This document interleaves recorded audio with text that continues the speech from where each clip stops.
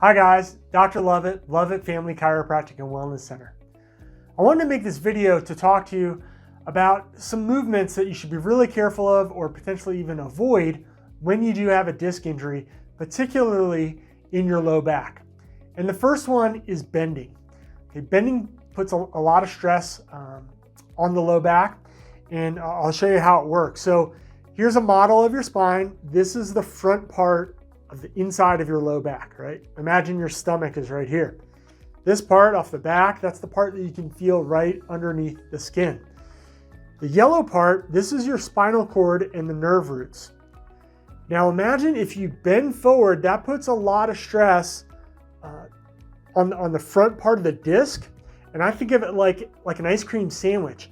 When you push on one side of the ice cream sandwich or you squeeze it, it's gonna push the ice cream the other way. And the same thing is true here with this disc.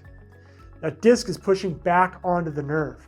And it only takes the weight of a dime to change the function of a nerve. And I can guarantee you that doesn't feel good.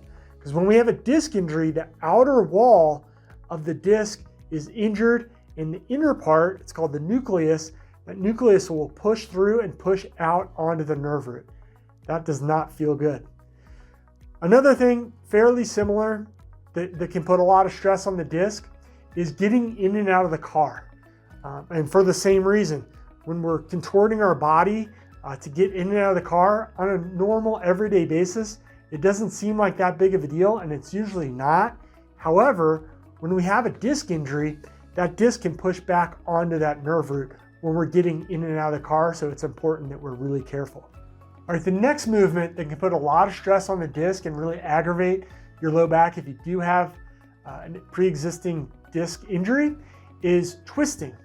And think of it like a towel, right? If you have a towel, let's say a wet towel, and you hold it straight, it's usually not that big of a deal. Well, if you wring it out, it lets out the water, but it puts a lot of stress on the fibers of the towel. And the same thing is true with our discs. So we need to be really careful with twisting. And then the last one is lifting.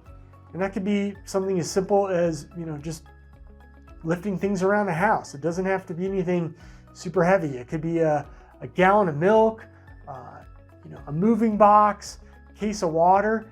All of these things can put a lot of stress on our discs, especially if they already have a disc injury.